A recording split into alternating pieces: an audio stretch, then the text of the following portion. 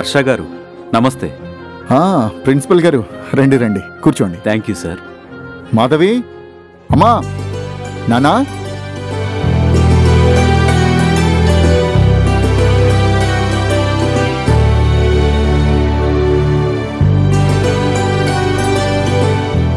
నానా, ఈయన భరద్వాజ గారు, మన రూరల్ కాలేజ్ కోసం అపాయింట్ చేసిన ప్రిన్సిపాల్. భరద్వాజ గారు నమస్తే. నమస్తే అండి. మా అమ్మగారు. నమస్కారం అండి. నమస్తే అమ్మా. మీ గురించి మా హర్ష చెప్పాడు, చాలా సంతోషం అండి. హర్ష గారు ఒక మంచి ఆశయంతో నాకు ఈ బాధ్యతను అప్పగించారు. గిరిజనులు పైకి రావాలి అనే కోరికతోనే నేను ఈ ప్రపోజల్ని ఒప్పుకున్నాను. తనే మాధవి. మీ శ్రీమతి గారు? కాదు.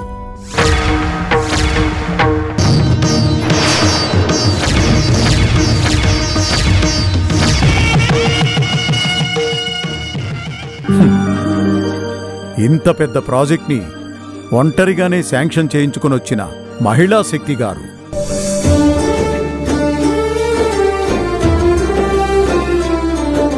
నాన్న, ఒక్క క్షణం హడలు కొట్టేశారు కదా. అయితే ఏమిరా, నేను చెప్పింది నిజమే కదా. మావయ్య గారు. మాధవి గారు, మీ ఫ్యామిలీని చూస్తే చూడముచ్చటగా ఉంది. Thank you. మా ఊళ్ళమ్మా, అమ్మా, లక్ష్మయ్య, అమ్మా, అమ్మా, మా ఊళ్ళమ్మా, అందరికి కాఫీలు తీసుకురా. అట్టగేనమ్మా. ప్రిన్సిపల్ గారు, మనం కట్టబోయే కాలేజీకి సంబంధించిన బిల్డింగ్ ప్లాన్ కూడా రెడీ అయింది. మీరు కూడా చూస్తే బాగుంటుందనే మిమ్మల్ని ఇక్కడికి రమ్మన్నాను. అలాగేనండి. మాధవి, వెళ్ళి తీసుకురా. అలాగే.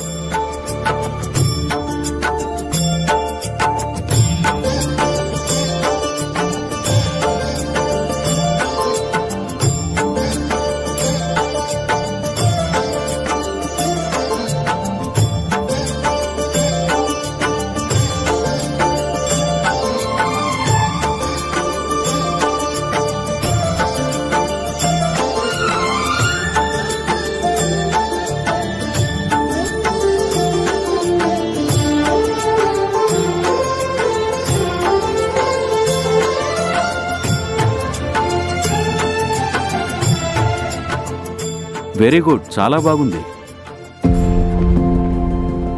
ప్రిన్సిపాల్ గారు, ఆ డిజైన్ని సిద్ధం చేయించిన క్రెడిట్ కూడా మా కోడలిదే. అర్థమైంది. భర్తకి తగ్గ భార్య అని మాధవి గారు ప్రూవ్ చేశారు.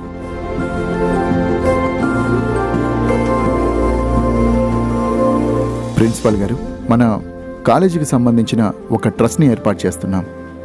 ఆ ట్రస్టులో మీరు కూడా ఒక మెంబర్గా ఉండాలని మా కోరిక. తప్పకుండా.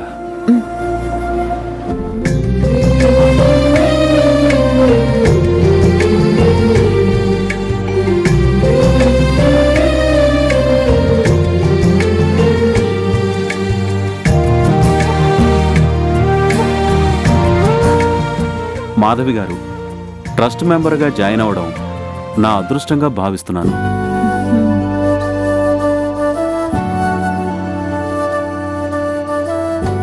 కాఫీలో చక్కెర సరిపోయిందండి? నాకు ఆల్రెడీ షుగర్ ఉంది కదా, నాకు చక్కెర తక్కువ ఉన్నా పర్వాలేదు. మీరు నాలాగే అన్నమాట. ఒకే జాతి పక్షులన్నీ ఒకే చోట చేరుకుంటాయంటారు కదా, ఆ మాట నిజమే మరి.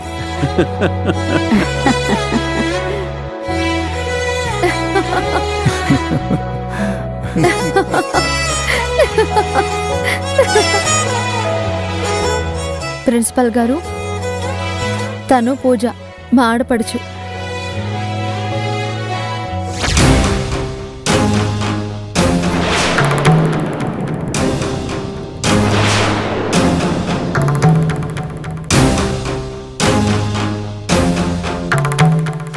తను లేట్ అయినందుకు సారీ చెప్తున్నా కూడా నోటికొచ్చినట్టు మాట్లాడకండి. మేము షికార్లు కొట్టొచ్చినట్టు మీరు చూసారా? మేడం, వద్దు మేడం.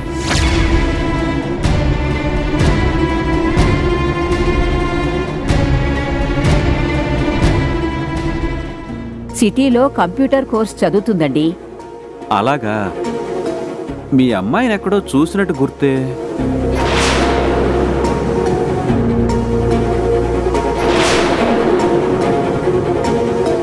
మీరు కూడా సిటీలోనే ఉంటారు కదా, మా పూజని కాలేజ్ దగ్గర చూసుంటారు.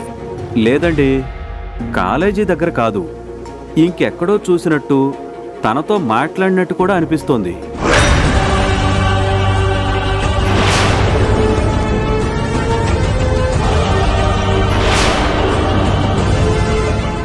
ఏమా పూజ, ప్రిన్సిపల్ గారిని ఇంతకు ముందు ఏమైనా చూసావా? లేదు. ఆయన ఎవరిని చూసి ఎవరు అనుకున్నారో.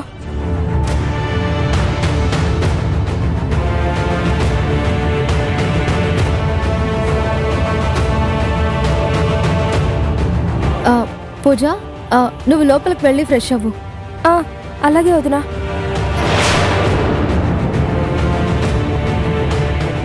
చిన్నమ్మగారు, లాన్లో కుర్చీలు సిద్ధం చేశాను. అలాగే. మావయ్య గారు, కాలేజ్ ఏర్పాట్ల గురించి మరిన్ని వివరాలు ఎక్స్ప్లెయిన్ చేస్తాను. అలాగేనమ్మా. ప్రిన్సిపల్ గారు రండి. ఓకే.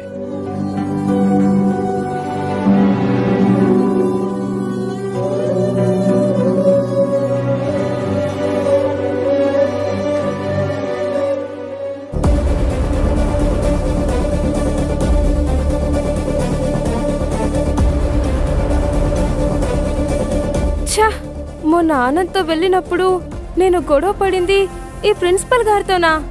కావాలనే ఆయన నా వైపు గుచ్చి గుచ్చి చూస్తుంటే ఈ అమ్మాయిని ఎక్కడో చూసినట్టు మాట్లాడినట్టు కూడా ఉంది అని కావాలనే అంటుంటే మై గాడ్, నా గుండె ఆగిపోయినంత పని అయింది.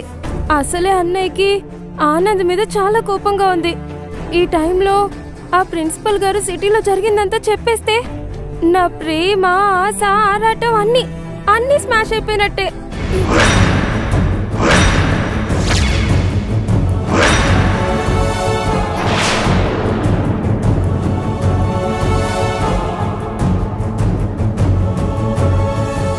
అక్కడ జరిగింది, నేను కళ్ళారా చూసింది మీతో చెప్పాను. ఇప్పుడు ఏం చేస్తారో మీ ఇష్టం. ప్రిన్సిపల్ గారు, థ్యాంక్స్. దేనికి? మాకు తెలియనిది మీకు తెలిసినా అందరి ముందు చెప్పకుండా ఆగినందుకు. చూడండి, మీరు హర్ష గారు నన్ను మీలో ఒకడిగానే అనుకున్నారు. నా మీద నమ్మకంతో ఎంతో పెద్ద బాధ్యతను కూడా అప్పగించారు. అందుకే ముందు చెప్పొద్దు అనుకున్నా మీ పూజ గురించి చెప్పకుండా ఉండలేకపోయాను.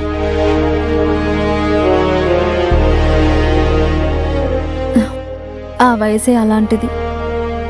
గుమ్మం దగ్గర కాపలాగా ఉన్న కిటికీలోంచి బయటకు చూసేలా చేస్తుంది. ప్రిన్సిపల్ గారు, దయచేసి మీరు ఈ విషయాన్ని ఇంకెవరితో చెప్పకండి. అయ్యో, నాకు ఆ మాత్రం తెలీదా? ఆకర్షణ సహజమే, అది అనర్థాలకి దారి తీయకూడదని మంచి ఉద్దేశంతోనే మీకిదంతా చెప్పాను.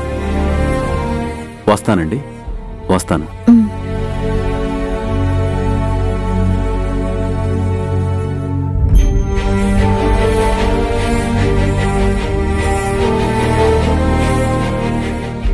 హర్ష గారు, ప్లీజ్. పూజ ఇంకా చిన్నపిల్ల. ప్రిన్సిపల్ గారిని చూసి భయపడింది అంటేనే నాకంతా అర్థమైంది. ఇప్పుడు మీరు కోపంతో తిడితే తను భరించలేదు. తిట్టక ఇంకేం చేయాలి? ఒక్కగానొక్క చెల్లెలు కదా అని గారాబం చేస్తే చ. చూడండి, మిమ్మల్ని ఒక మంచి స్నేహితుడు అనుకుని చనువు తీసుకొని చెప్తున్నాను. ఈ కాలం పిల్లలకి సినిమాల వల్ల, సోషల్ మీడియా వల్ల అన్నీ ముందే తెలిసిపోతున్నాయి.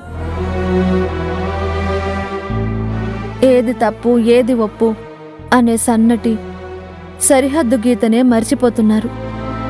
పెద్దవాళ్లతో చెబితే ఏమంటారు అనే భయంతో అన్నీ తమలోనే దాచుకుంటున్నారు. ఒకవేళ ఆ దాచిన రహస్యం బయటపడినప్పుడు పెద్దవాళ్ళు కోప్పడినా వాళ్ళు తట్టుకోలేకపోతున్నారు. అందుకే టీనేజ్లో ఉన్న పిల్లల్ని కోప్పడి కాదు, లాలించి మన దారికి తెచ్చుకోవాలి. పంతాలకి పోతే చివరికి ప్రాణాలే పోయే ప్రమాదం ఉంది. అర్థమైంది. ఒక్కసారి పూజని పిలవండి. అలాగే.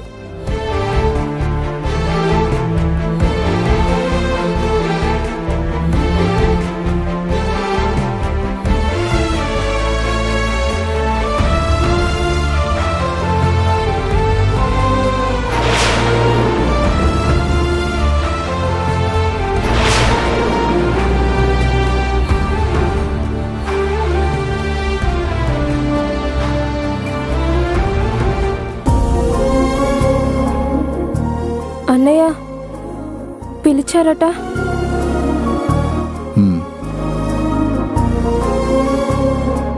సిటీలో నీ స్టడీస్ ఎంత దాకా వచ్చాయి?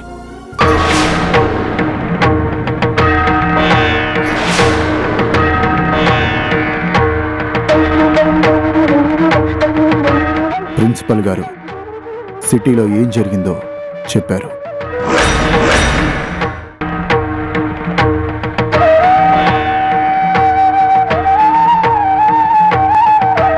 అన్నయ్య నేను అది ఇంకేం చెప్పొద్దు. తలదించుకునే పనిని నా చెల్లెలు ఎప్పుడు చెయ్యదు అనే నా నమ్మకం. అన్నయ్య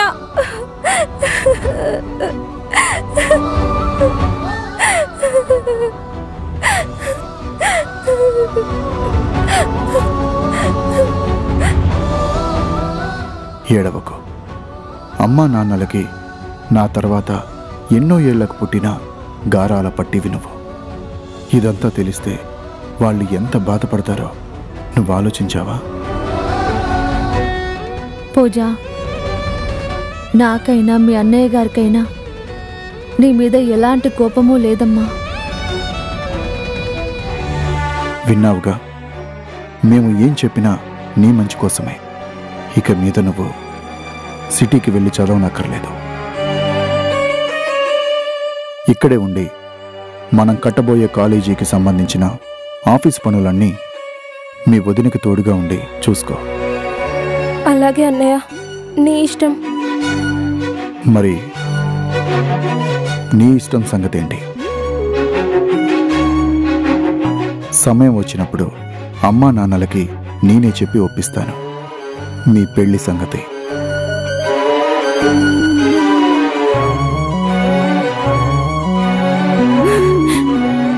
అన్నయ్య, థ్యాంక్ యూ వెరీ మచ్. ఆ మాట నా కాదు, వదినకి చెప్పు. వదినా,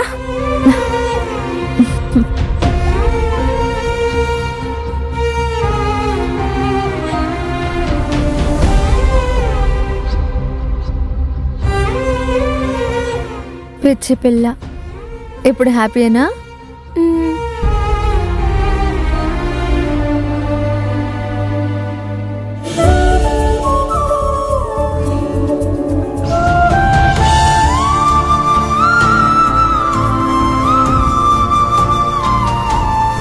ఎట్టాగైనా శివ దగ్గరికి వెళ్ళాలి.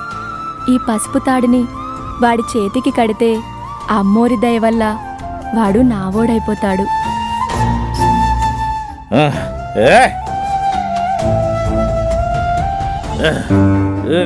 నానా, నానా, ఒళ్ళంతా ఈ దెబ్బలేంటి? మళ్ళీ ఇలా ఎందుకు తాగొచ్చావు నానా? ఏం జరిగింది? పోయిందే, ఈ సంబంధం కూడా తప్పిపోయింది. నీ గురించి తప్పుడు కూతలు కూస్తున్నారే. అందుకని నువ్వు వాళ్ళతో గొడవ పడ్డావా? గొడవ పడ్డం కాదు, నా యాల్ది ఒక్కొక్కరిని కత్తికొక్కండలా నరికేయాలి. చాలే ఊరుకో నాన్న. నరికేస్తాడంటే నరికేస్తాడు. అలా గొడవ పడి నువ్విలా ఎంతమంది నోర్లు మూయిస్తావు? ఇంకేం చేయమంటావే? నలుగురు కలిసి నన్ను ఒక్కని చేసి కుక్కను కొట్టినట్టు కొట్టారో. ఏం పాపం చేశామే మనం? చెప్పా నాన్న, నువ్వట్ట బాధపడకు నాన్న. ఇట్లాంటి గొడవల మధ్య నాకు అసలు పెళ్ళే వద్దు. వద్దంటే ఎట్టాగే? తల్లి లేని పిల్లవే, నీకు పెళ్లి చేయాల్సిన బాధ్యత నాదే. సర్లే. నేను తాగిన మందు మీద ఒట్టే. ఇంతకంటే మంచి సంబంధం, దాని బాబు లాంటి సంబంధం నేను తీసుకొస్తా. అట్ట చేయలేదు, నా పేరు వీరయ్య కాదు. బస్తీ మే సవాల్. నానా అక్కడ కూర్చుందు గాని పద. ఊరుగా నువ్వు నాకు చెప్పేదట. పద నాన్న, కూర్చో నాన్న.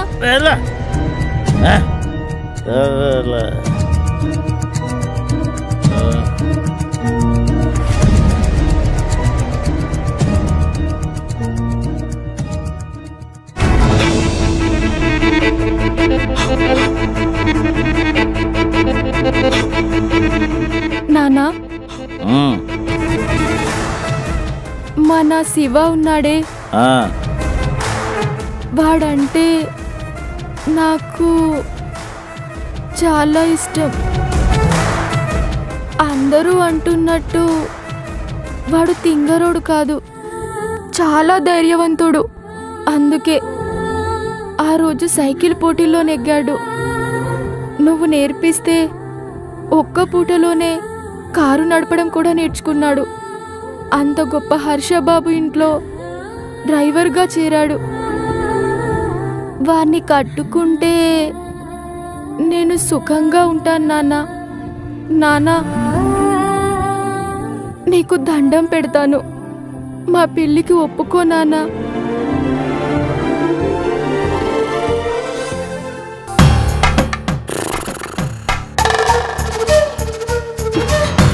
నా కర్మ. చ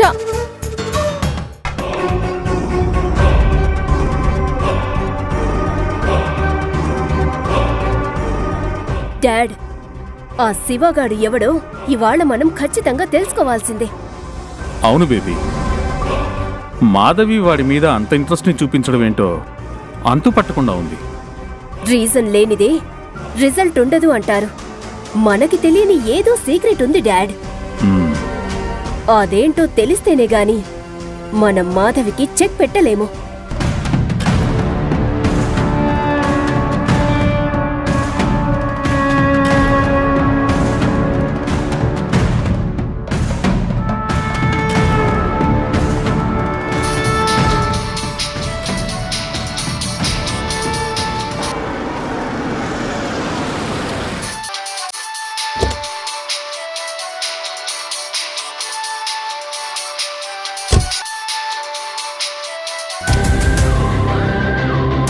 దాసు చెప్పు.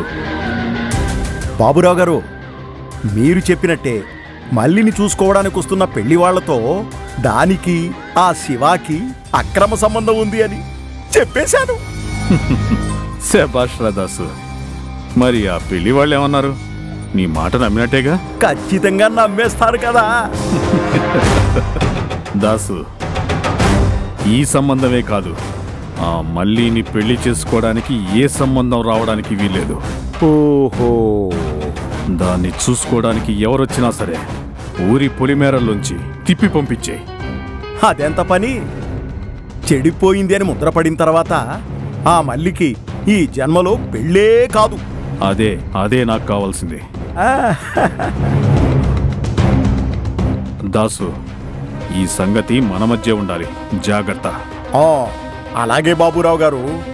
మరి నాకిస్తానన్న టేవటేవటేవటేవటేవులు తప్పకుండా ఈరోజే పంపిస్తాను. మళ్ళీ నువ్వు నా చెంప మీదే కొట్టావు, మరి నేను నీ బతుకు మీదే కోలుకోలేని దెబ్బ కొట్టి చూపిస్తానే.